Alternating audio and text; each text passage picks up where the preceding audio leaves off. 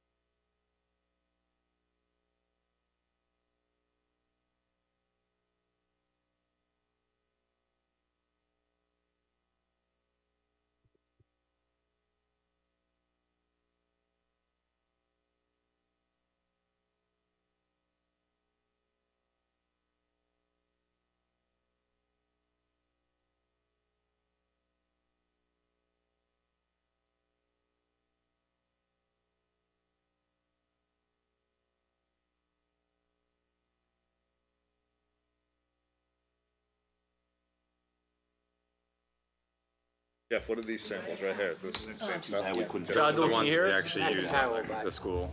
Yeah, that. Will they pay? Essex Tech. So then that won't be a Yeah. cost. Shouldn't. I thought it was a thicker product too. No, contract was Like the 8 o'clock reading. Yeah, my fear for this. This is a nicer version. That's what we do. Yeah. Yeah, it's not gonna bubble, it's gonna pop. Go to lunch. Almost You know? as big as this building. In the Fill meantime, I or had. loan? No, it's long.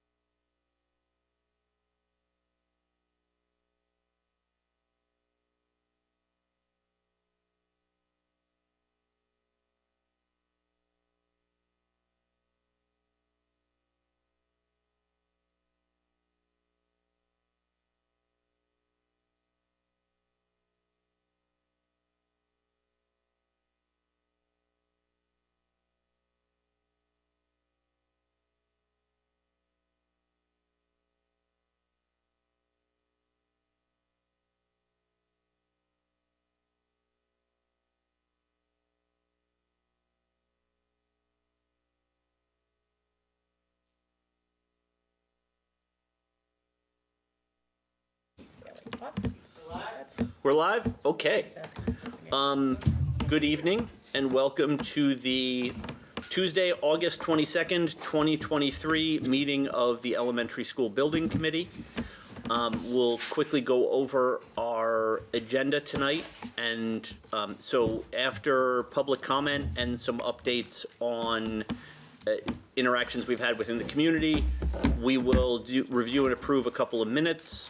Then we will get back into the budget. So we'll look at our alternates and the construction budget. We'll talk about furnitures, fixtures, and equipment and technology budgets. We'll look at the consultant proposals, some updates on the MSBA reimbursement, and then tonight the committee is expected to vote to approve the scope and budget and schedule. And then we'll talk next steps and upcoming meetings. Before we jump in, I do want to note that per the remote meeting policy, we do have Shahidul Manan attending remotely and like really attending remotely. Really remote. Yeah, really remote. Shahidul, can you hear us? He's smiling. Thank you, John. Can you hear me okay? It's not up loudly enough. I hear him.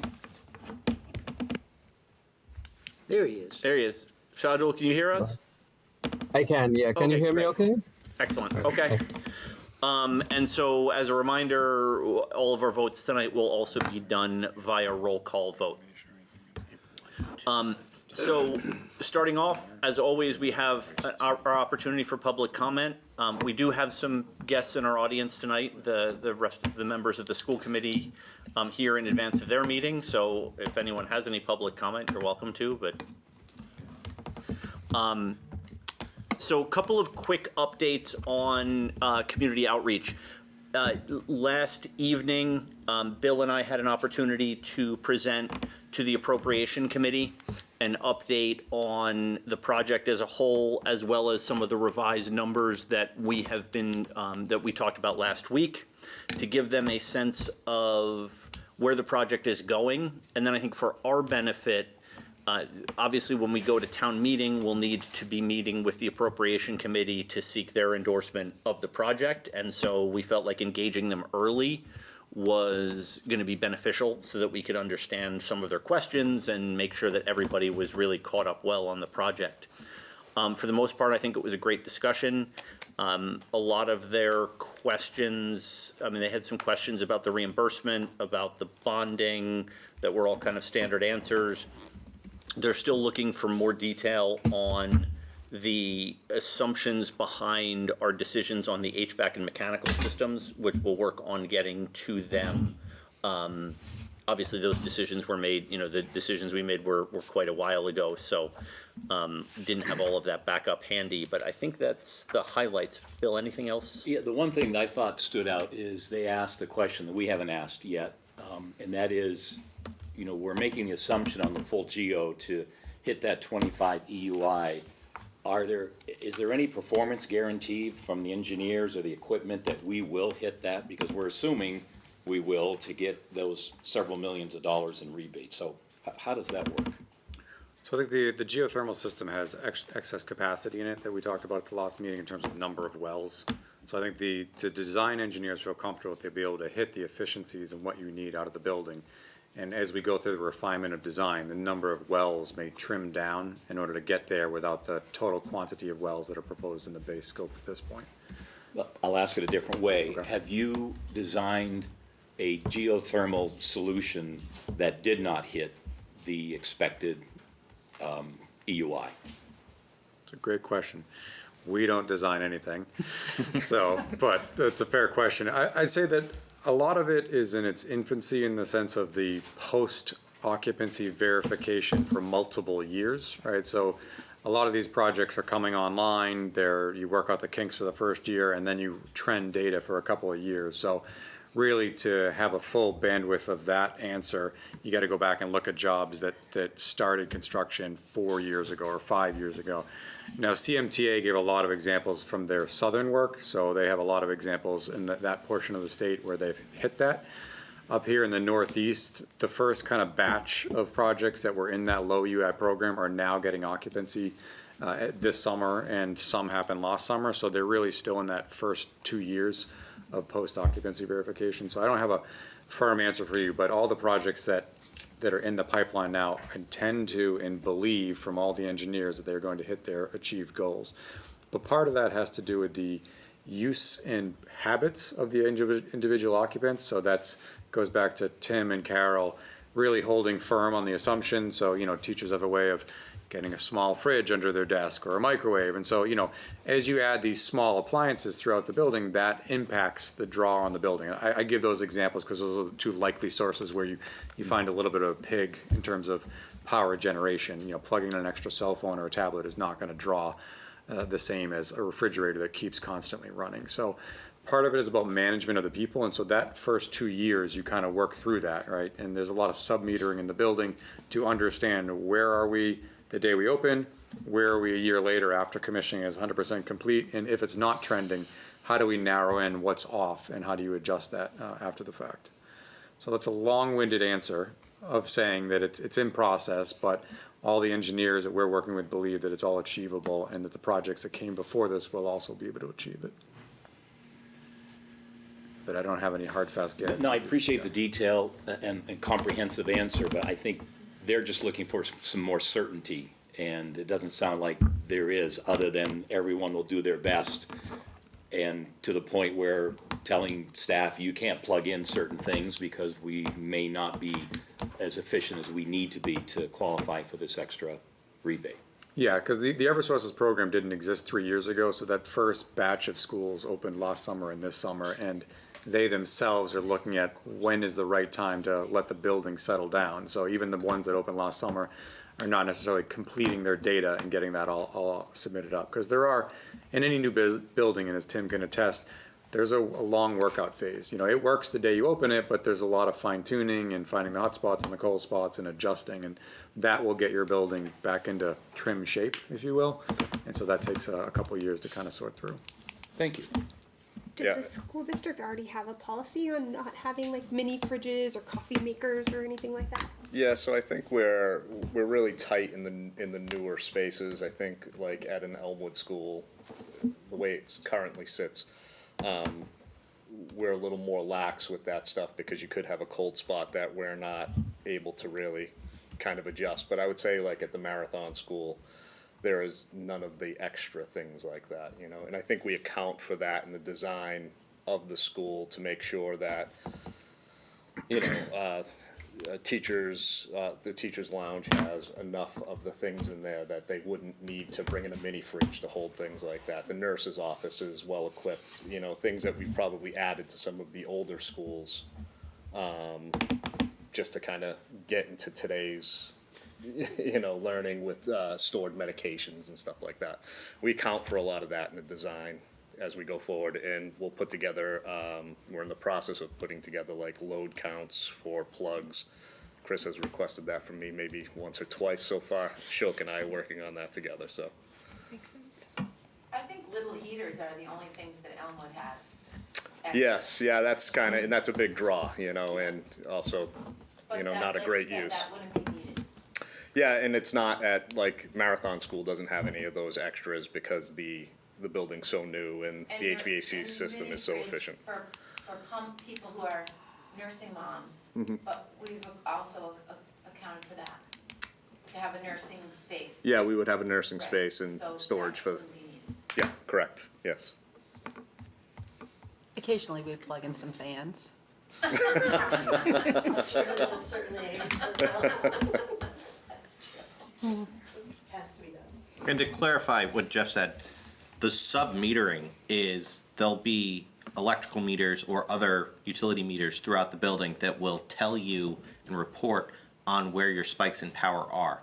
And so that's a tool that you'll use post-occupancy to dial in where your excesses are so that you can ensure that you're operating within the design parameters.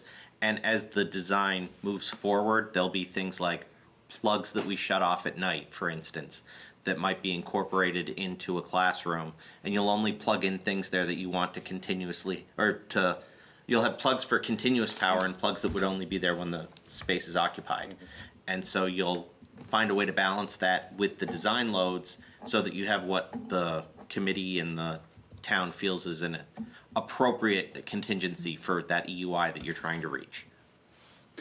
And I think it's important, and Bill and I brought this up with the appropriation committee last night, is for those who aren't as close to this project as we are, it almost feels like this vote that's coming up tonight is a bit of a line in the sand, so to speak, in terms of the design. The schematic design report accounts for, I think you guys keep telling us, roughly a 30% design. Yes, 30%. And so a lot of this will continue to be worked on, including some of those design decisions that are going to help ensure some of those EUI numbers.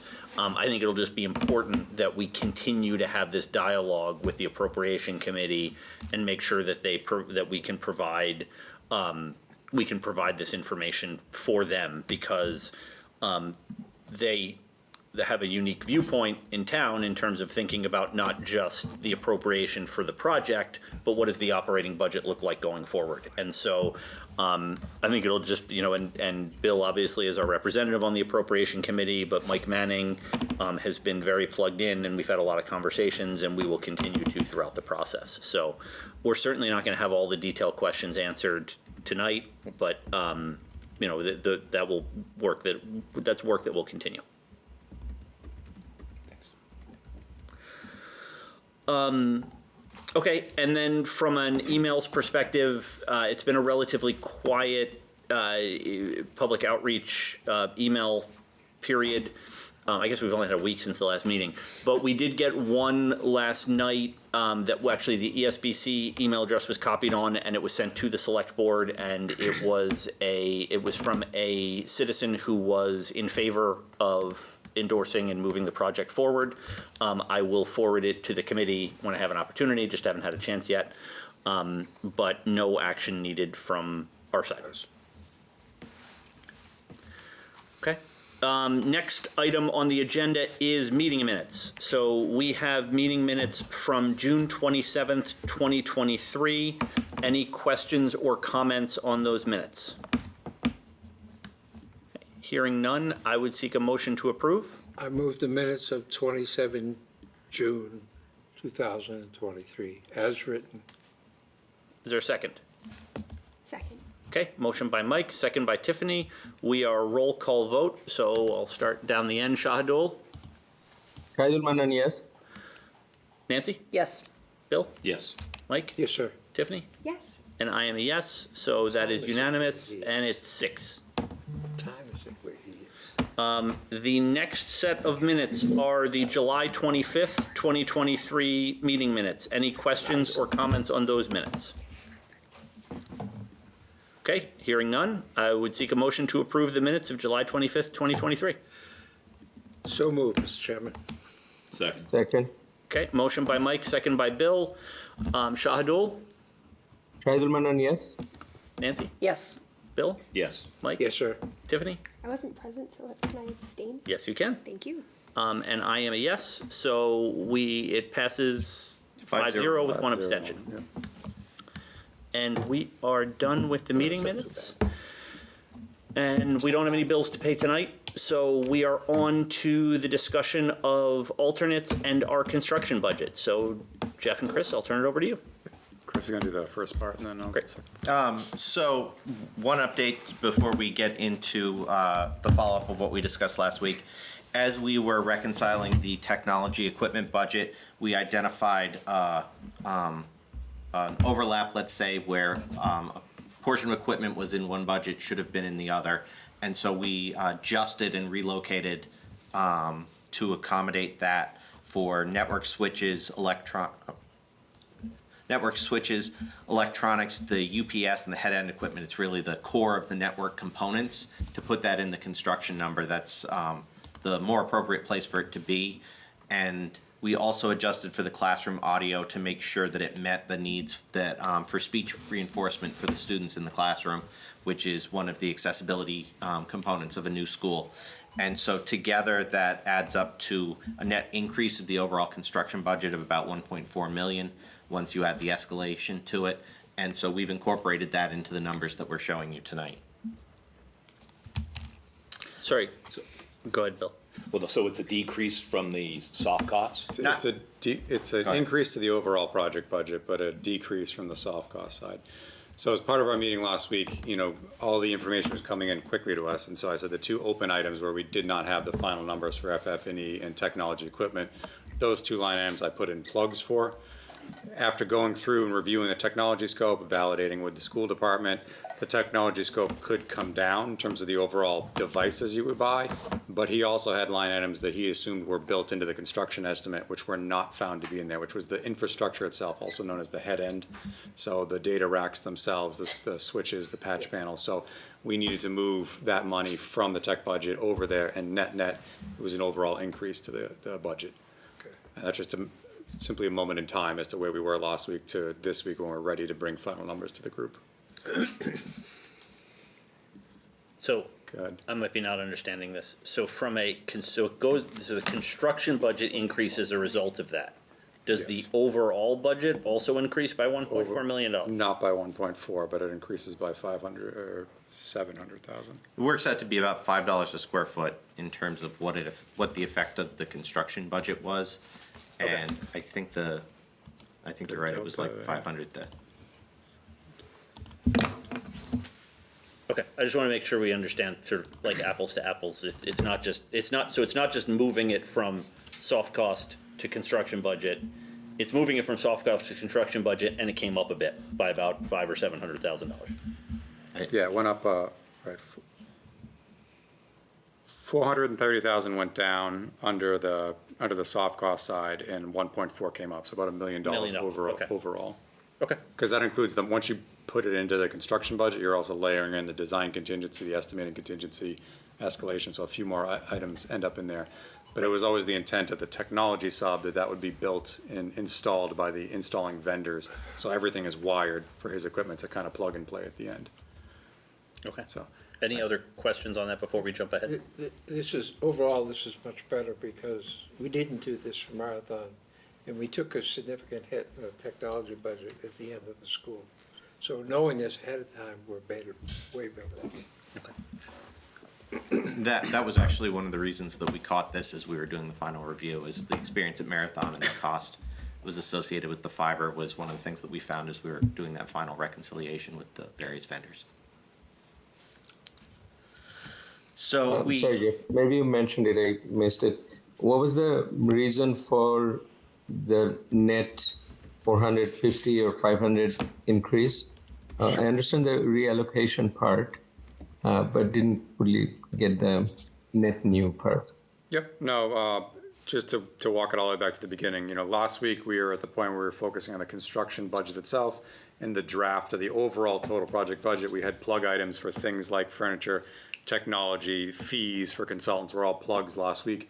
Tonight is the night where the final decisions are made, so I want to be clear that it's not so much an omission, but a moment in time as we were last week to this. In the two construction estimates, they referred back to the technology budget as where this money was kept. So when the two sides sat down, we looked at each other, we realized it didn't belong in the technology budget, it really belonged in the construction budget because you want everything wired up and ready to plug and play. So having recognized that, we've moved the money back from the technology budget to the hard cost. But overall, it was an underestimate in terms of the technology infrastructure. And so that's why it went up, by the $1 million. Thank you. Mhm. You're welcome. So as part of our alternates discussion last week, we discussed a number of the 10 different alternates that we presented, and we tried to summarize largely the consensus as we saw it of this group for each of the alternates that was proposed. The committee was not in favor of altering the geothermal wells. They were not in favor of pursuing the air source heat pump. They were not in favor of pursuing the green roof or the occupied roof at last week's meeting. And they were not in favor of upgrading the overflow parking at the PE fields. We did feel that there was a consensus amongst the group that we downgrade the PE field lot to stone dust. We felt that there was a consensus to remove the irrigation from the play fields and the PE fields. And then there were additional alternates that the committee wanted more information on. So we've solicited that from the engineers and the architects, and we're presenting that tonight. Can we hold there for Sure. 1 second? I don't know if anybody else has any other questions, but I just want to clarify. So the alternate one on the geothermal well field, I just want to make sure we're classifying this correctly, because the well field that we saw last week had fewer wells in it than what we had seen previously. Correct. And the alternate was, do we want to go up from that number? Up and or so down. essentially, up or down. And so essentially what we said was, we want to accept the revised well field that was presented last week, which is a lower number than the previous presentation. Correct. We're Okay. currently pursuing 120 600-foot wells. Right, okay. I know the little bit of devil's in the details there, but I just want to make sure that we have really well clarified what that kind of decision process was. So, any other questions on these consensus ones? Thank you. So we talked about the geothermal piping change. This was an alternate to return to a more conventional insulated steel pipe for the branches of the piping. And the committee asked whether or not we should consider, or whether or not the engineers had experience with this. So we reached out to them, and they shared, I think it's 328 projects that they've done in the last 20 years where they have used this product, and 130 of them have been geothermal. They listed some of their most recent examples in the slide that Perkins prepared for us. So we feel that this is adequate history with that particular product to proceed with it for the Elmwood School. Great. Any questions or concerns? Appreciate the detail. I think given that the font is so small we can't read it, it probably says We are there happy to enough ask them for projects the with actual history. detail if So, you'd like to see yeah. all of them, but the committee also discussed the specified FRP paneling and the potential to upgrade it to tile in some of the more public facing, or in some of the less public facing areas like the classroom wings. We reached out to get an understanding from Perkins about what that product is. And so they provided an update on what they're looking at that $14 a square foot number. They feel that that $14 a square foot number would be adequate to select a product that would have sufficient durability and impact resistance to be in a school. They did note that the PVC trim that is often found with those products would not be something they'd recommend. They'd want to upgrade that to something more robust, like a metal trim or an aluminum trim.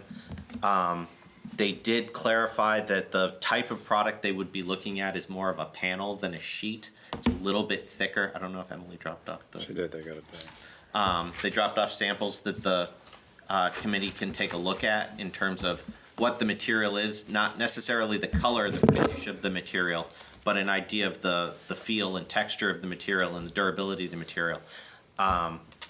They provided as well some additional images of installations in college and medical environments to show how this material would look. And they feel that it's a material that, because it's more rigid, isn't as susceptible to the obvious bubbling that occurs with some of the adhesives. And they feel that the $14 a square foot provides them an adequate budget to select something that the committee would find acceptable for those areas. We did note at the last meeting that we could revisit that decision in the DD process, and Vertex feels we have adequate contingency that should there be savings in the future and the committee wanted to revisit that at the DD level, that would be appropriate. So is this the material that last week you mentioned is actually adhered to a board and then put on the surface? So Perkins, in reaching out to vendors and clarified that this is the product that they're talking about in terms of the panel. It's not the board product that we initially suspected they were using. So as they researched it a little bit more and looked at some pricing, they settled on this product as what they'd recommend, as opposed to more of a board or like a particle board or an MDF, HDF type product where it's mounted on a physical board. They feel that this has the rigidity when it's installed that it would be a suitable alternative. So it'll get installed on the sheetrock, Bill. Okay. Yeah. And is that $14, what's the relativeness of that compared to what we were looking at initially or It's about the last? same. It's the same budget number. Okay. That we looked at in the estimate, so you'd still, if you went to tile, you'd still have that upgrade that we talked about last week. But this is better than what's at Marathon School, is that? No. It's a different level finish. Different. It's, Marathon School came in panels. Whatever the surface was already adhered to the panels. The panels were installed. This is more or less like Formica. It's adhered to the panels that are put on the walls. It's all about the toughness of the product and how well it's adhered. yeah. Yeah, so I would say, Marathon, it came in sheets like Okay. drywall. yeah. It was already stuck to it. They put it up, and where pieces came together, they were talking about PVC trim and aluminum trim. I think they used PVC. PVC in the corners. So of the joints, where they come together, had a strip. Okay, this will have the same thing because it comes in a specific size. The question is whether we want to use PVC. We probably want to opt to something more durable like aluminum or. Yeah, they specifically noted that the edges and joints are really what's key and how you finish those. That's really the weak part of this product. It's used extensively in medical environments, which take quite a beating. And so they just wanted to make sure that they had sufficient budget to address an upgraded metal finish at those edges that would be more resilient to the rigors of the Kids. second through fourth grade environment. And that's included in the $14 And that's, square foot. my understanding is that's included in the 14. That's great. So it's an upgraded product from, I think, what's at the Marathon School. I've not worked with this, so I'm Yep. not sure, what its long-term benefits are. detractors may be, you know? To me, when I look at that, I'm less concerned about bubbling and more concerned about popping, right? So it pops off the wall and then the whole sheet comes off. Well, That would be a concern I would have. I don't Yep. know if that's the case or not, but that'd be something I'd wanna look at. That would be a pretty significant problem with That little would kids be- walking around. Yeah. And I can appreciate, we don't have to decide on this particular product or not right tonight, but going back to what you did, the information you were kind to provide on the HPDE piping, could we get some names of buildings that have used this new, or is it so new that it hasn't been around? So what I would suggest is what I said last week, which is that tonight's goal is to set a budget. And so all of the detail questions that you're raising are appropriate and will be looked at as part of further development. But the point that Perkins made with us, and I know Bob couldn't be with us tonight, is that they felt that that $14 square foot budget number provided them enough options that they could address whatever concerns we had about the material, understanding that it's going to be that level of finish as opposed to a porcelain tile or similar on a wall. Right, that's a great point, Chris. That is what we need to do tonight, is set that budget number, and if the feeling is we can accomplish this within the $14 per square foot, we can work out the details later.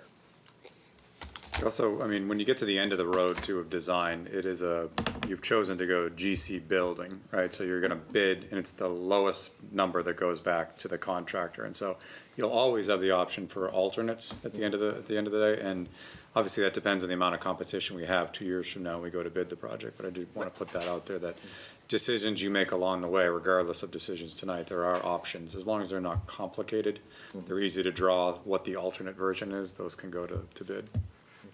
I'm just curious to know if we had a slide that does have more of the comparison next, like this interior material versus the porcelain, to have it side by side, or maybe I can just pull it up from last week, because this was an area where we talked about maybe investing more money because we felt it would be better for the longevity of the building. I am seeing that this week we have a life cycle, which is 20 to 25 years, which is more than I think maybe we anticipated it would be based on last week's discussion, but I am curious about like how much more would the porcelain be or the tile be, because we did talk about that being something we may be interested in spending more money on.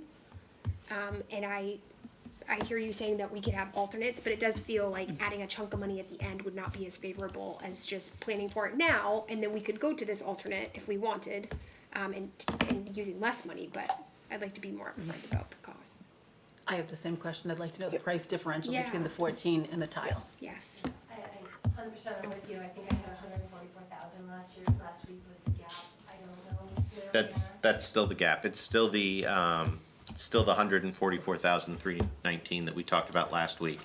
And the other thing to consider is that this could be something that we look to contingency in the future if we get to that point and we decide that's the upgrade that we as a committee want to include in the project.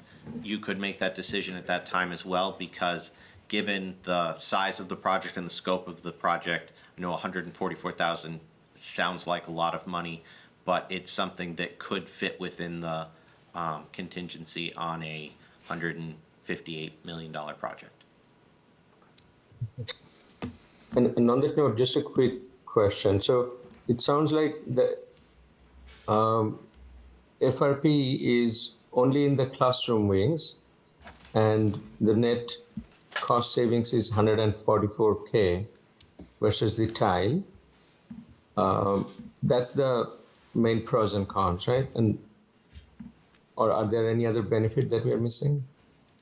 No, it's largely a durability issue, and it's the FRP is a flatter product overall, so there's a little bit of a texture issue if that's important to the committee. They're both suitable for the environment. It's largely an aesthetic issue and a long-term durability issue. Tile can crack if you hit it hard enough, so it does have that. Everything has a limit that it can deal with, but we still take the position that this is something that, given what the cost of it is, I think, and looking at the budget overall, we think that this is something that should be studied further and possibly absorbed by the contingency at a later stage, as opposed to upping the budget for this product at this time. Right, yeah. No, thank you. I'm just thinking that, where we're spending quite a bit for good reasons, this is a small, almost pocket change for $150 million project. And if the aesthetics is an issue, then I'm not sure if we want to compromise on that. But money saved is money saved. So the durability on this is about 20 to 25 years. What is it on tile? I'm sorry if I'm asking questions that we learned last week and I No, can't it was a tile could be 30 to 50 years, depending on, obviously, there's many different thicknesses and sizes and things like that, with tile itself. So. Now, have you checked out if we use this for discussion's sake everywhere, how much the savings should be and what would be the aesthetic impact? No, we did not estimate that number. Would that be significant? You're just top of the head? If I'm forced to give you an answer, I would say we're probably upgrading about We're doing 60% of it. I'd say 80%. I mean, but it's 7,800 square feet versus 1,800 square feet. So it's 75 to, we're using it in 75 to 80% of the building right now. The FRP. The FRP, yeah, over the tile. Oh, okay. So But actually, when the that committee would be- reviewed it at the June meetings, the two meetings in June, the direction back was that the cafeteria, and lobbies, and outside the library and the second floor was where to put the upgraded tile. And so that's roughly 20%, 25% of the overall building, and then the classrooms and the other corridors make up the remaining 75 to 80%. And part of the reason that the square footage is so much lower is because a lot of those areas have doors and windows and cafeteria lack of walls. And so there just doesn't end up being the same amount of wall as there is in other areas of the building to put the wainscot on. Chris, can you slide up a few slides on your thing to show the examples? I think they have So that. that was the first and that was the second. The one there is the one that's on the keychain that was going around, so it was that wood look element, which is their Essex Tech project that Perkins has done on the left. And from a Yeah, It seems like aesthetically, the alignment is the tile is the preference from an aesthetics perspective, and that it's got some durability benefits as well, and I'm sort of just testing this, that if we reject the alternate, we go forward, it feels like most people want to be able to look for an opportunity to put this tile in using either contingency or some other way. And if that's the case, then it sort of feels like a choice between, do we put it into the budget, and then if things escalate, it's something that we can take out in design? Or do we not put it into the budget, and if we don't use as much contingency as we think we're going to, we could put it in later? And honestly, I'm not really sure which one of those I prefer, even though they might end the same way. I'm not sure which I prefer from that standpoint of how they end and the way we budget for it, but I do feel like when looking at the tile and the durability, if you're looking at a 20 to 25 year lifespan versus a 30 to 50, and it's $144,000, it seems like that money of not having to replace in 20 years, we save by having the more durable product anyway. Does that seem like a fair, and it might be more transparent to just up and say, we're likely going to go with the tile and take it out of the contingency in some way, lower the contingency in some way if we think we're gonna. Or increase the budget by Or increase, yeah. $144,000, because we haven't set that yet. Yeah. Or split the difference. Either, I mean, it just, Yeah. I feel like the tile is a better choice. But how we want to put that into our budget is, could be done a couple I just different ways. also, I'm looking here, it doesn't necessarily talk about it being above average or average in terms of cleaning ability. Like it does talk about above average in terms of stain, mildew, and impact resistant.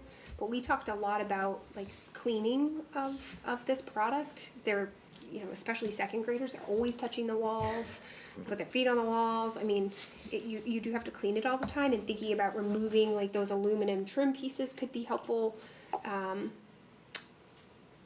I'm curious to hear too about the durability, estimated cost, and maintenance of the tiles so that we can compare them really side by side. I don't feel like we can make the decision without having more of that information available to us. Yeah, I guess just to add to that, does the square footages change too? Like as I'm looking at these pictures, they have, it looks like it's about 6 feet up on the wall, right? 6 feet high. Whereas in Marathon School, I think it's 4 feet. You know, so I don't know how Bob, right? I don't know how Bob designed that. From the perspective of the budget, that type of variation likely falls within the design and estimating contingency that the estimate has. We still have a 10% design and estimating contingency, which is for the unresolved details of the products that you're specifying. And when you look at the fiberglass reinforced panels as a $200,000 number and $124 million project, the slight variation, even if that was to increase to 300,000, you're still well within that design and estimating contingency. Well, I guess, I don't have a strong preference, except I'm leaning towards we leave it the way it is, simply because 144,000 on roughly a $12 million contingency that we're working with, am I right? That if we can't find a way to do it, if we want to do it later without increasing the overall budget, I think we should be able to make that happen. Yeah, it's 1/10 of 1%, right? So, and in the spirit of, you've asked a couple times for us not to get too bogged down. It's fine. I mean, these are the conversations, and it's ultimately whatever the committee wants. The design and estimating contingency is 9.5 million right now at this juncture. On top of that, on the soft cost side, we have 3.7 million in contingency. So that's why Chris is saying that within the budget, there's a place to find it. You know, I'm hearing loud and clear that that's what the committee wants. So, you know, we'll put it in. The question is, you know, are you comfortable with us absorbing it out of the contingency, or would you like us to add the 150,000 to the overall number? Strong preference? I'm contingency. I agree. I think we should keep it as it is. People have to keep in mind, if you think about all the schools that you went to, what were the walls and the hallways like? It was glazed block. And it was butt ugly, lasted forever, but it's not the kind of thing that, you know, they didn't have this kind of technology then. And you know, I don't even know if we have a school, well, Center School still has it. But, you know, I think we should go with this. Our responsibility is to get a really, really good school at a really reasonable price, as reasonable as we get it. It's gonna last a reasonable amount of time. So, you know, I think that going forward, once we get into this, my experience has been, perhaps there'll be money, then we could upgrade it at that point. But I don't want to go to the taxpayers and say, we decided this is a lot better, and, you know, you should jump up and pay the extra money. I think at this point, I want to keep it, you know, we spent a lot of time on this 3 months ago. I don't know why the hell we're talking about it again, but, you know, it is what it is. It's not a bad product. And if the architect is good with it, I'm certainly good with it. But that's my 2 cents. That's all it's worth, by the way. I would have given it at least a dime. Obviously, having been in the discussion last week. Yeah, I think that makes sense, Mike. He probably couldn't hear you. Nancy's place, I think all of the 9 or 10 contingencies were, in comparison to the whole budget, fairly low dollar values, but we're evaluating them to look for all the cost savings we can look for. So where we're making other decisions is consistently we would make a decision on this intentionally, like we do with everything else, because they weren't huge dollars for most of those.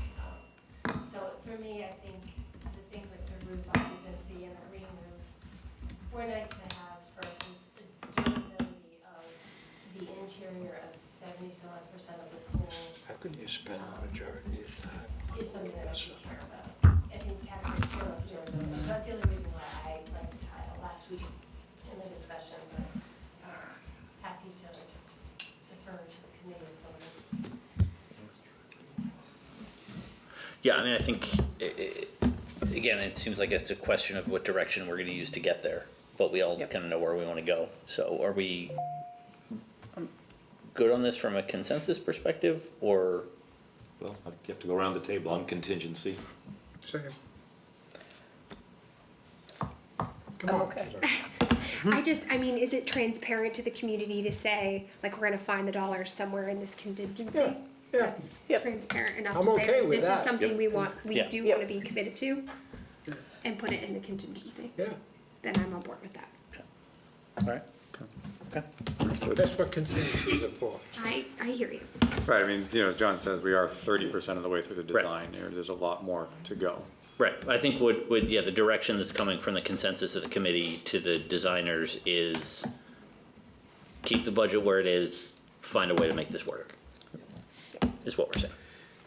Okay. Let's talk about raised grades and dirt. You have more experience than some of us. So the We'll have- the other alternate that came up last week was the suggestion to raise the PE field by 1 foot. We did reach out to the civil engineer, and his take was that it did not really involve a major change to the drainage system. He did note that he would look at adding potentially area drains around the perimeter of the PE field if we made this change, which is likely something that would have been considered regardless, given how wet the site is. So we didn't see this as savings that was not worthwhile to take at this time, so we would still recommend that the ESBC select this change. Okay. Any questions or concerns there? Agreed. Shadul, anything from you? Good. Okay, then we will take that one. I just want to note, from the remote meeting perspective, that Town Manager Norman Kamalo did join us by Zoom, so he is in the meeting right now, just so everyone is aware. All right. So here you can see our revised Elmwood base construction estimate prior to taking these alternates. And so with the 665,000 in alternates that were selected per our discussion that we just had, we end up at a revised number of $124,954,689 for the revised construction estimate, which works out to be about $714.02 per square foot. We talked about this chart, which is available from the MSBA back in a previous forum, in the concept of inflation has continued to sort of spike up in recent years. And what this is it's an overall look at all of the projects that the MSBA has done. The filled in orange square are things that have their construction bids already. The X's are failed votes. The squares are SD estimates, and the little plus signs are PSRs. So when our PSR came in, we were above 750, and so you could see that we were right in the middle of the schools that were on similar timelines. We talked about how with inflation, there's been this gradual uptick in terms of what's happened with construction inflation, and you're seeing it across all of the schools that are clustered together on that same timeline. With the decisions that the committee has made, we've actually made a substantial jump.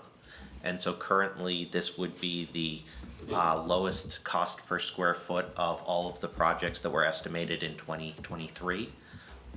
We looked at a few other comparisons last week that Elmwood is about 3 times larger than Marathon in terms of enrollment, and that it's an extremely efficient building.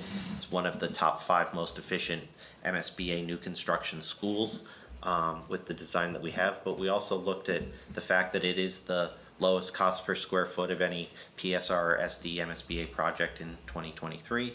And when you look at it from a cost per student basis, which is the total construction cost divided by the number of students in the school, it's in the lowest third of elementary schools that have been estimated since the pandemic began, and that's without taking into account the inflation that's occurred over that time. And when you look at it compared to Marathon, even though we've had 36% inflation since that time, it's only a 17.5% increase from the cost per student in Marathon for the cost per student of the Elmwood project as proposed. And Chris, sorry to interrupt you there, but I think it's important to note, because we have spent the last number of months so focused on cost and cost efficiencies in this project, that somebody could look at these numbers and say, are we making, so have we gone too far the other way, right? Are we making this too efficient a school? And I'm gonna ask Dr. Kavanaugh to keep me honest here, but we have done this without compromising the educational model that was designed to be delivered in this school. That is correct. And so, yeah, so I just want to make sure that the community, and I think as a committee, we've rightly been so focused on cost, but as we start talking about this now, we also have to equally highlight the fact that this is a building that is going to be in a position to deliver the high-level education we expect for our students in this town for a long time. And we have been able to do that at this reasonable and efficient budget. So I don't want that to get lost, like we're cutting for costs and we're cutting things that are important to the educational model. We've found levers that don't affect that. Just wanted to get that out there. And just to point out, we still have a geothermal system that will have very low operating costs. We still have the outdoor learning spaces that will give opportunities for classrooms to go outside. We still have a lot of the educational appropriate interventions that have been added into the building that will help serve the students over a 50-year period. So a lot of this has just been the choices that the committee's made along the way and the efficiency of the building that's been designed. Okay. So I'll turn it over to Jeff. So we're gonna talk about the soft cost, and as we talked about last week, there was some plug items. So not having the FF&E budgets and technology at the time, I had increased the FF&E and technology budget last week for the initial presentation of the committee. The FF&E budget came in on budget with that. It was only a $73,000 reduction from the final number to what was presented last week. So that number equates to about $2,339 per student. So an overall $2,794,772. The technology budget had decreased to $400,000, but as we talked about, that money also slid over, as well as the increase to the construction budget itself. The technology number had decreased $400,000 since last week's technology equipment budget number, and comes in at $1,441 per student. Now, the MSBA, since its inception in 2008, has only reimbursed $1,200 per student for both of those elements. So you can see that over that time, the costs have grown, right, dramatically. I mean, that was 15 years ago, and they've capped that $1,200.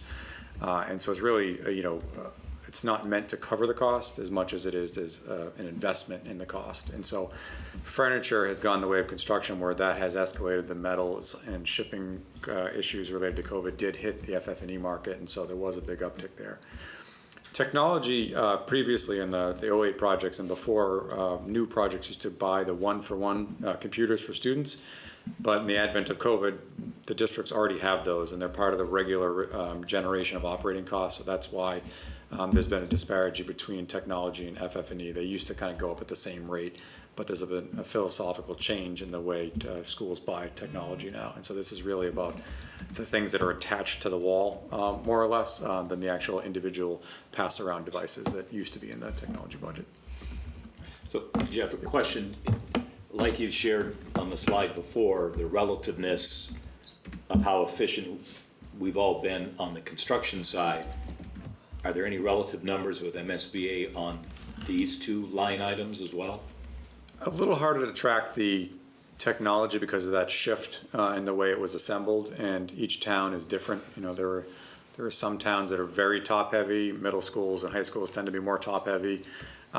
Elementary schools, historically, at the lower grades, they didn't always have devices. That you may have, a couple of iPad carts that got passed around to first and second graders, where other districts were one-for-one.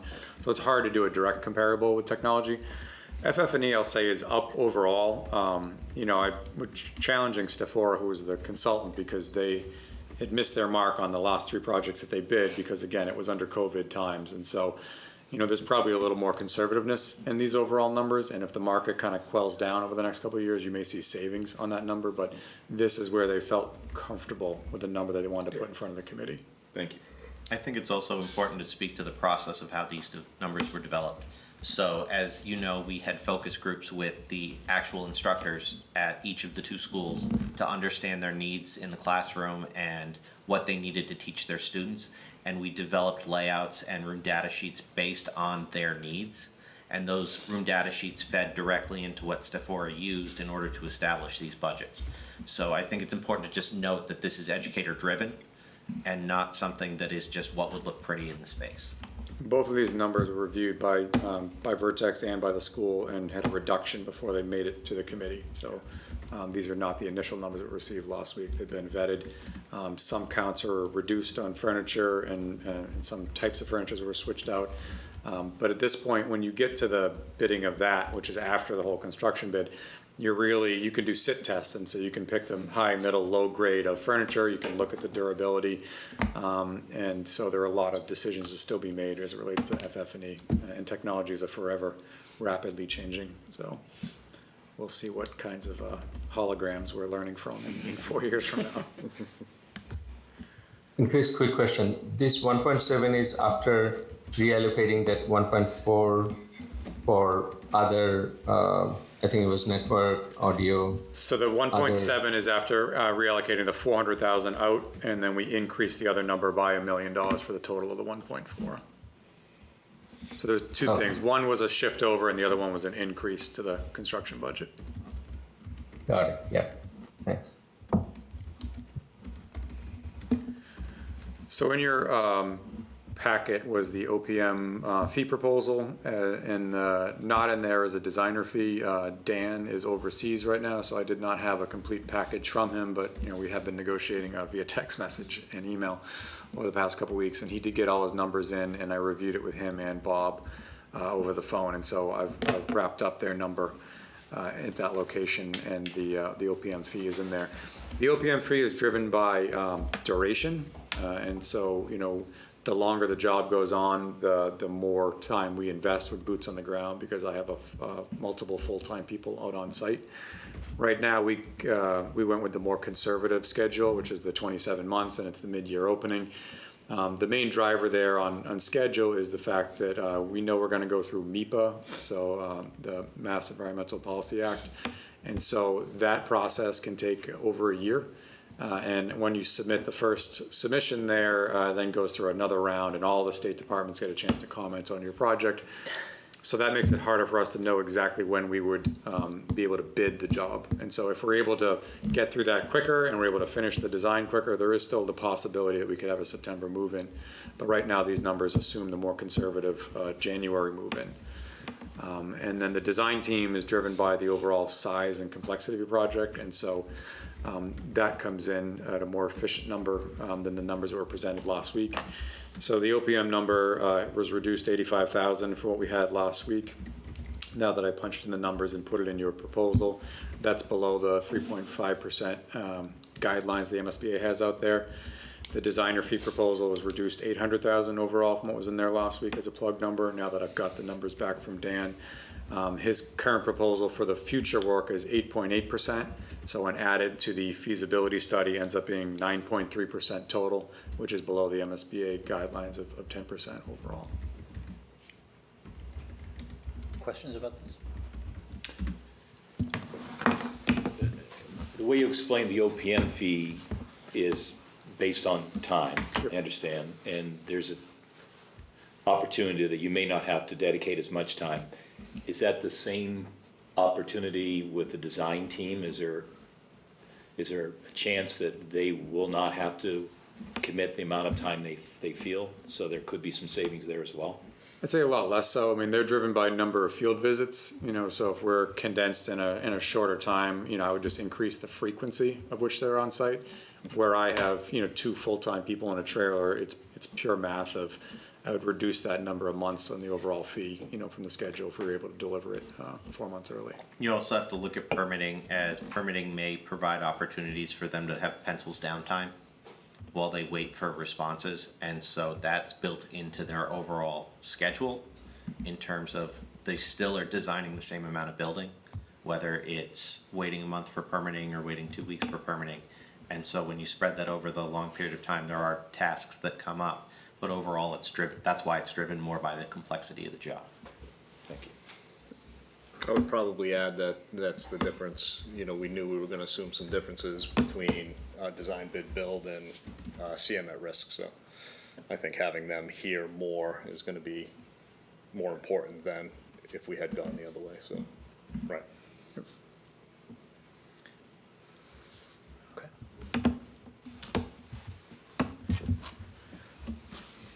So when we submit, so last week we had to submit to the MSBA, which is a mandatory, 2 weeks before the deadline, where are your estimates trending? Are they within the town's budget? Basically, is it a go, no go, as it makes its way through the natural process of finalizing the numbers and making its way through the town approval process.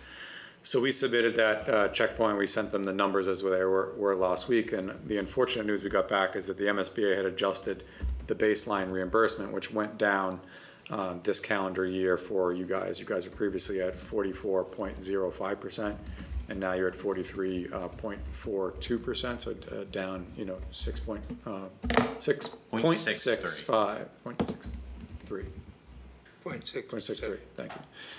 And so, that's unfortunate news. They make their updates in January. They did not let us know that, when we submitted the PSR, but it was relayed to us now. So that overall was a loss of about $400,000 in eligibility from what we had talked about the prior week. On the positive side, we talked about it last week. They had increased the overall energy efficiency from 2% to 4%, which was a $1.7 million increase. So, there are some negatives on timing, but also some positives on timing as it relates to the MSBA reimbursement program.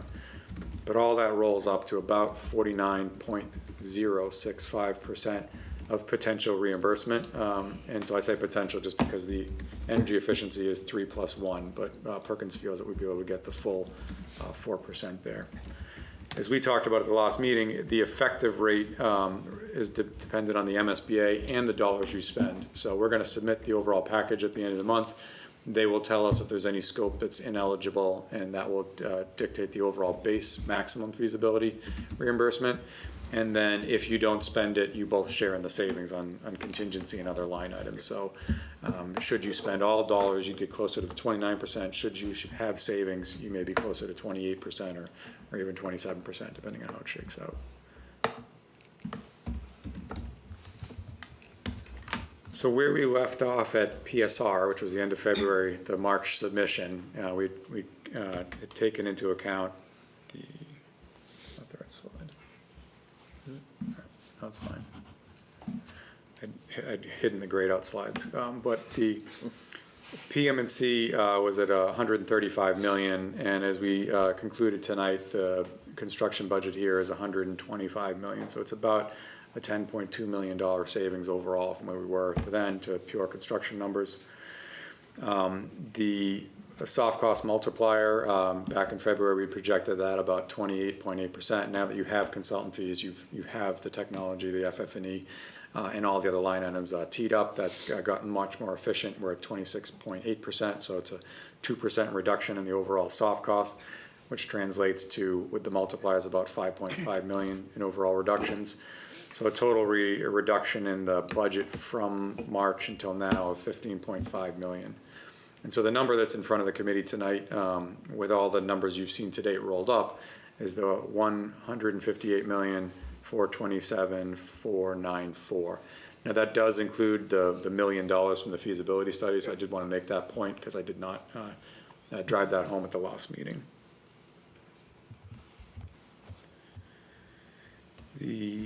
So what we wanted to take a step back and just speak to all of the factors that have gone into the total cost for the project. We know that 158,427,494 is the total project budget that we'll ask the town to vote to endorse, less the $1 million that has already been expended. We also know that we're on a path to get mass save rebates of up to $2 million or potentially a little bit more based on the Mass Save program that the town's already entered into. We're aware that there's a potential for the Inflation Reduction Act to also contribute 5 million or more. So we wanted to make that clear. And we also know that the potential MSBA reimbursement is around $44 to $46 million. So what we wanted to just make very clear to the committee is that with all those decisions that we've made to bring the cost of the overall project down, few years after you finish, when the project is finally closed out with the MSBA, and you have those after the fact rebates, the town's total commitment for the Elmwood project as proposed would be $105.5 to $108 million.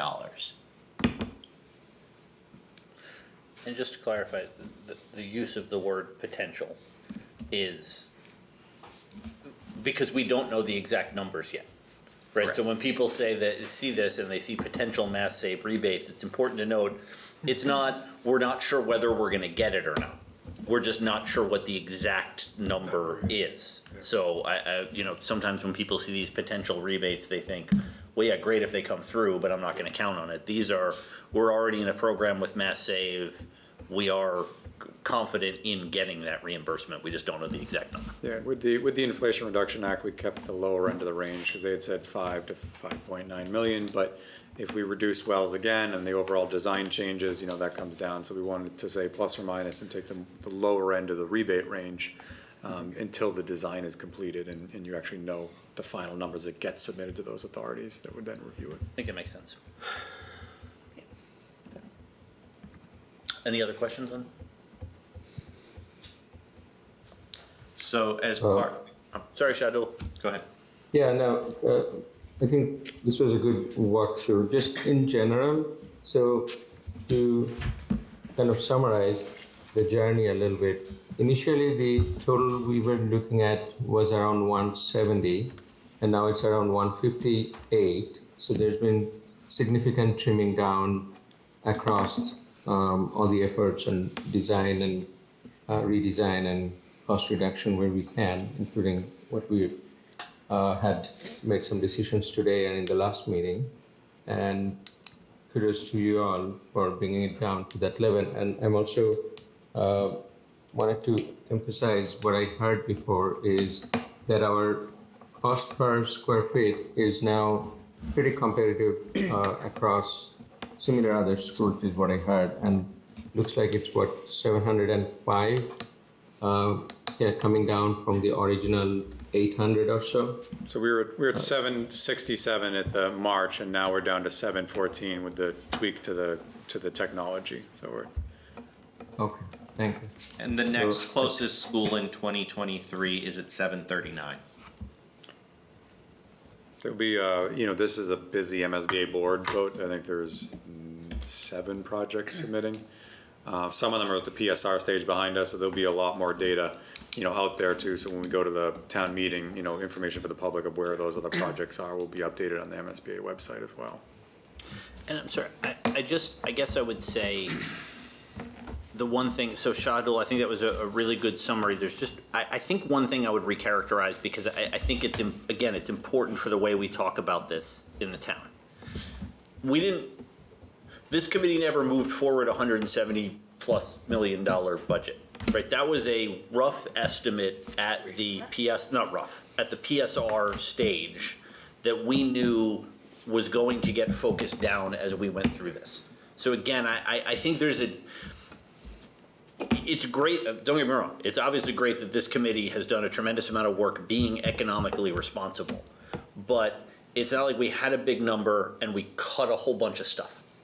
We continued the design of a building in a way that was as cost effective and efficient as possible, where if that $174 million had never been put on any document anywhere, this is still the number that we would have ended up with, because that's the way we made those decisions. So it's, I think economic responsibility, fiscal responsibility is a critical mission of this committee, but we weren't cutting stuff from the building. And I think that's a really important distinction about what's gone on over the past few months. The only thing I'll add is I personally still have a slight little hesitation on making sure we qualify for these rebates. I appreciate the explanation you had, and it's probably going to be fine, but it's just, I wish we had more certainty. We don't, but it's probably going to work out okay. But on the plus side, that 105 to 108 also does include a 10 or 12 million dollars of contingency as well, correct? Yeah, so the contingency that's in the construction number, you'll use most of that, right? So part of that is basically filling in the gaps, going through the design process, also dealing with permitting mitigation. So we're gonna go through planning board and site plan approval, and they're gonna have peer reviews, and they're gonna ask for things. And so that percentage gets whittled down to essentially zero by the time you bid the job. The contingencies that are on our side of the fence collectively that we manage are 5% change order contingencies. So that's changes that happen during construction. Some of them are unforeseen conditions, but you're not doing demo and abatement, so that's really limited to site unforeseen. And the other is scope changes, and you guys as a committee control that. So of that 6.2 million, you're not likely to spend a lot of that. And on top of that is another 3.7 of owner contingency, which is 3%. So there's 6% of the, 3 plus 5 is 8% of the contingency that you fully manage. And then there's the 10% in the construction number that will whittle down to zero. And the only savings there will be on the bid day or decisions you make along the way to reduce further as you fine tune the design. So 8 million would be a more accurate number of contingency on the number we're looking at. Yes. It's still pretty healthy. Yes. Yeah, thank you. And could bring the total cost for the town under 100 million ultimately. Yes. And Chris, you feel comfortable that it is comparable contingency for this size of project across other similar school building projects? Yes. Like when you choose construction manager at risk, more money gets pumped into the construction number and less gets into the contingency. We chose the general contractor, so it's a little tighter on the construction number, but a little fluffier on the contingencies because you have assurances you're protected should you need it. So yes, I feel very confident in those numbers, barring the COVID thing we all lived through a couple of years ago that was unforeseen. But that is why we're recommending the 3% and the overall soft cost. Historically, we used to carry 1% for that, and we were carrying 3 here. So I think that $3+ million is a good contingency to carry.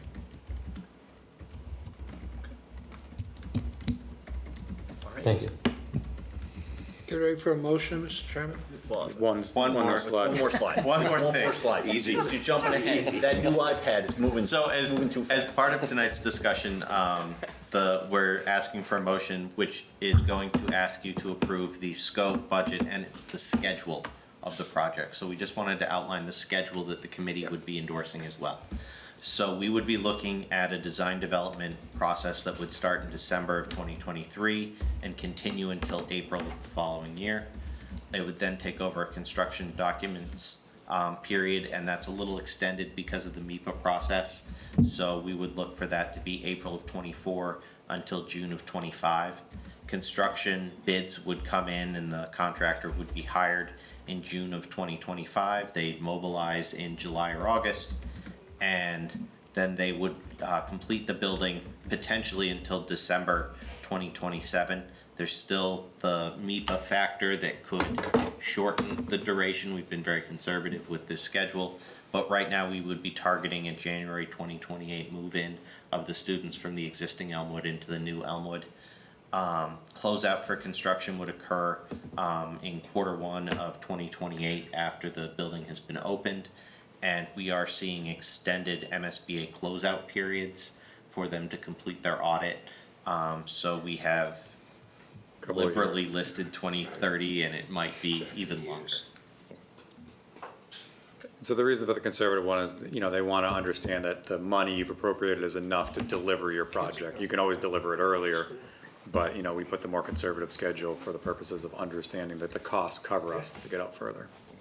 Is the MEPA issue because of the wetland that we talked about? The MEPA issue is because of the amount of impervious we're changing, because it's all a forest today, and we're paving it for the roadways that lead you to the back of the site and the building itself, so that changes it from free draining earth to covered surfaces.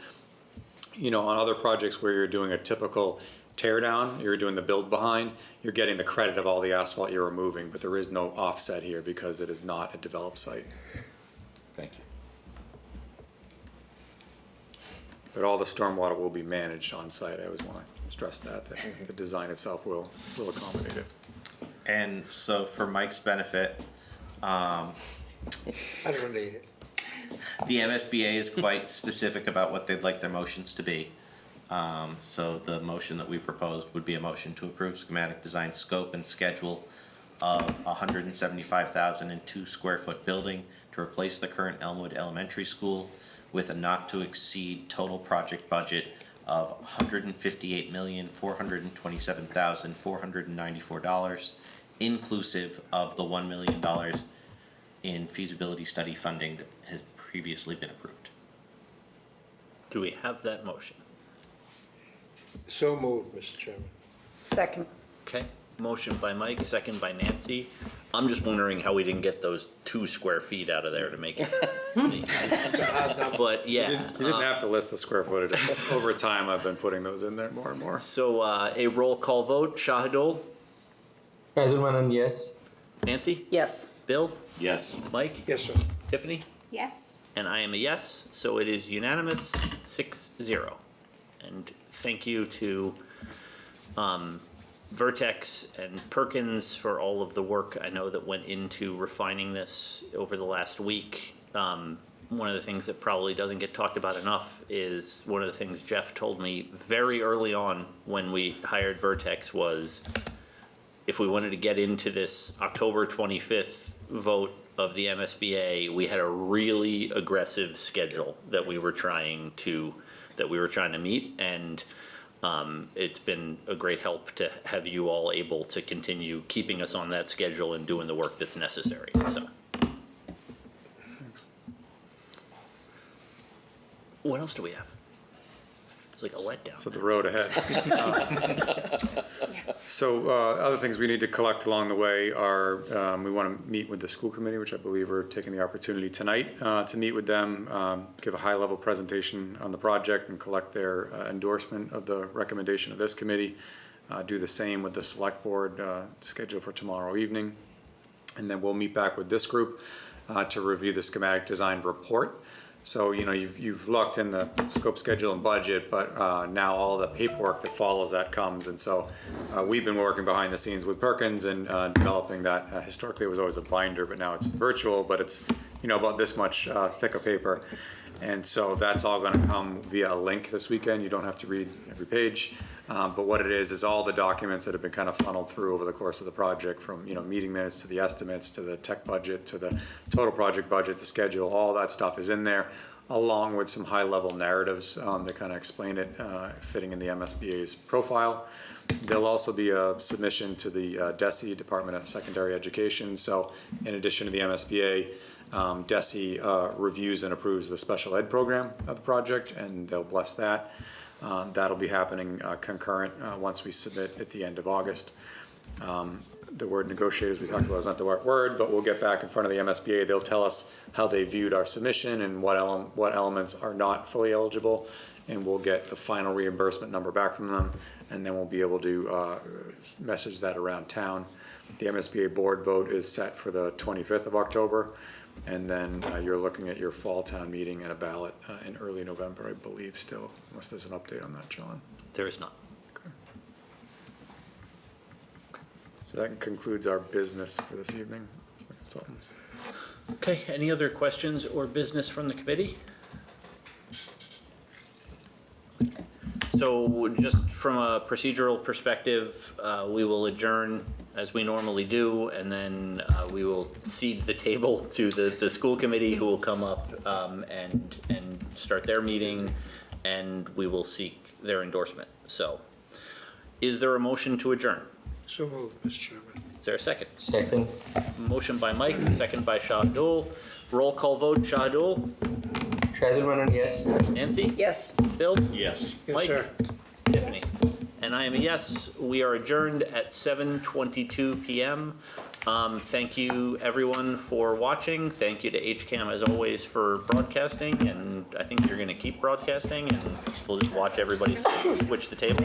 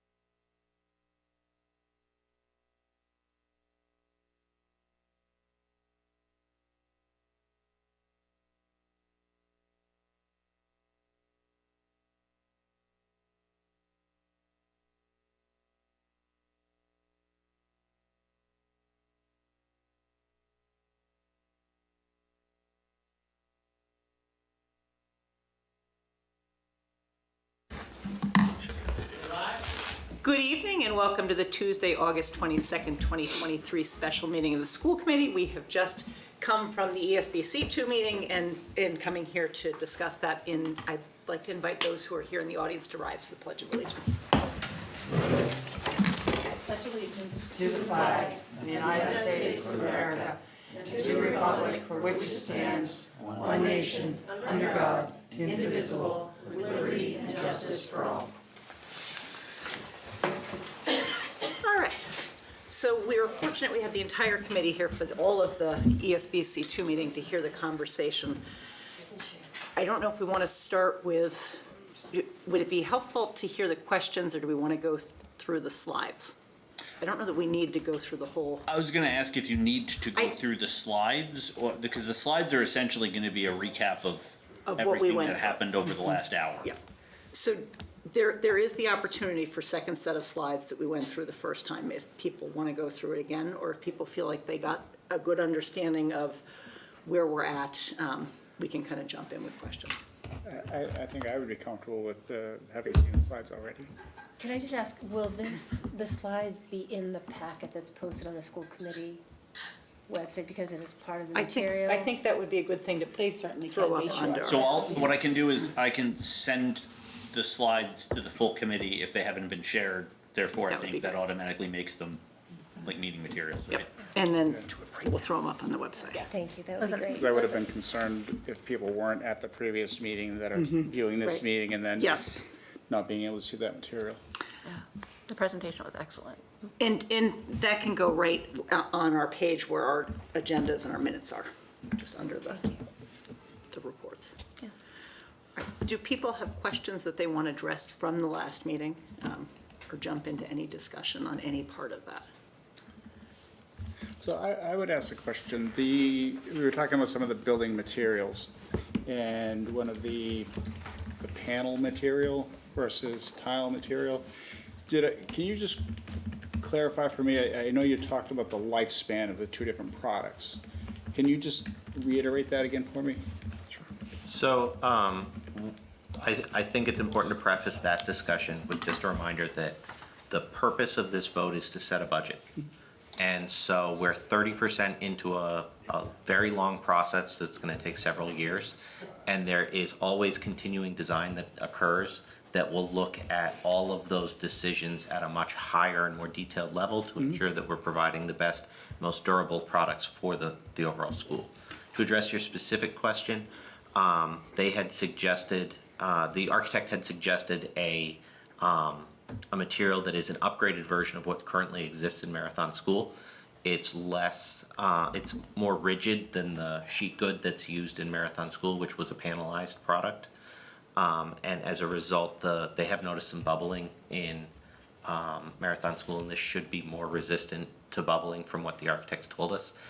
While a specific product was presented to the ESBC, what it really is it's a budget that product represents that is being chosen. And so Perkins will ultimately select the right product from that budget range that the ESBC decides to move forward. Okay, so I think maybe I'm confused, or maybe I didn't present the question that I wanted to know the answer to. So that is a product that will be within a budget parameter. So there was discussion about that type of product, lifespan versus like a lifespan of a, I'm guessing ceramic type tile? Yep. So the longevity just between the two different types of products, not specific brands or. That would be a 20 to, what would they say, So 30 the to 50? FRP panel was a 20 to 25 year lifespan, where the ceramic tile, depending on the thickness or size of tile, or brittleness of the tile that you select, is a 30 to 50 year. So it's double the lifespan. Double the lifespan, okay. Thank you. I think it's also important to note that the difference between those two was not decided. That's being held in as part of the contingency to make a decision down the line. Any other? Okay. So there's very specific language from the MSBA. There's so many different acronyms, I start to say them, and I want to roll a different one off my tongue. And so I'm just going to read what the motion that needs to be made tonight is. It's a motion to endorse the recommendation of the Elementary School Buildings Committee for the scope, schedule, and budget of the new Elmwood Elementary School for a not-to-exceed budget of $158,427,494. And just for context, just to reiterate what was said in the ESBC meeting, is that is the total cost. When you take into account some of the rebates and the reimbursement rate, the actual amount that the town is going to be on the hook for is somewhere between 105 and 108 million, potentially lower when the contingencies are taken into account. It was the number that we had discussed is that with the contingencies, it's possible it could be less than $100 million that the town ends up paying out if everything goes well. So, but we're So I know that not everybody in the committee has been through one of these before. One of the unfortunately complicating factors of this whole process of town approval is that we are required to get the town meeting and the ballot to approve the appropriation of the full amount, even though we will neither borrow nor spend the full amount. So even though we know the MSBA reimbursement is going to be in the $40 million range, we will still need to go to town meeting with a $158 million appropriation. Minus the $1 million that was already appropriated in the feasibility study, but they put it all together on one budget, which is why we kind of have to keep adding asterisks. Do you want a second before we have discussion? So I didn't actually make that motion. I was Okay. looking for somebody to make that motion. If you'd like to make it, it's bolded, it's you highlighted in pink. Because you can just say building, I didn't mean to put an S on buildings. Sure, I'd like to make a motion. And I think technically it should be the Elementary School Building Committee too, is that? Two, Yeah, yes, that's fine. the sequel. I would like to make a motion to endorse the recommendation of the Elementary School Building Committee 2 for the scope, schedule, and budget of the new Elmwood Elementary School for a not-to-exceed budget of $158,427,494. Is there a second to that motion? So it's a motion by Amanda and a second by Holly, and since we are all physically present, we can do just a simple vote. So all those in favor say aye. Aye. Any opposed? It is unanimous, 5-0, and so this will then go tomorrow night to the Select Board. So with that, I would seek a motion to adjourn. Can I just make Oh, a yes, go comment? ahead. Since these slides, we didn't discuss a lot because so much was covered in the previous meeting. But I would hope that the town would take a look at the posted slides, particularly, I love the slide where you talk about the cost per student and the cost per square foot of our project in relation to projects over the last, 11 years, and the fact that we are one of the top 5 most efficient, et cetera. There's some really, really good information in there, and I really encourage the community to take a look at those slides. We can't do them justice. They kind of stand alone very nicely. So thank you for that. I agree, and some of the things that, you kind of hear people talking about around town, one thing I've heard is the cost per square foot, which turns out to be, it's a $714 dollars per square foot, but the next closest project, as was said in the earlier meeting, is $739 per square foot. So that actually puts us in the less expensive, even though it is a large sum of money that we're talking about. I mean, it's clear, in my opinion, from the previous meeting, that, the folks that are involved in that process are seeking out every opportunity that's possible to make it not only the best possible situation to educate our students, but trying to look at those ways to do that in the most cost-effective manner. So it was very eye-opening. Yeah. Well said. Okay. Any other comments before we move on to a motion to adjourn? No, I'd like to thank the committee, though. I appreciate it. It's very, very clear even though all the acronyms are kind of a bummer. It was very clear what we're looking at for a community, what we're looking at for the school, when the kids will get to be in there. So I think it's questions that a lot of the town have. I see them all over the place. I'm sure you all have. So I'm grateful for this slide deck to be available to the community at large. So thank you. Thank you all. And what we'll spend the next month plus doing is making sure we get all of this information out to everyone in the town to be able to answer all of those questions. We've been a little bit heads down working on these numbers, and now is the part where we go and sit in everybody's kitchen and talk to them about what this all means. Thank you. Thanks. All right.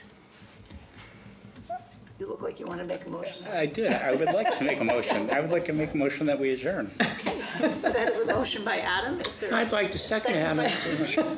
All those in favor? Yeah. Aye. Thank you, and thank you very much, and to everybody who stayed after the SBC. Yeah, thank you. Thank you. The shortest meeting you've ever had?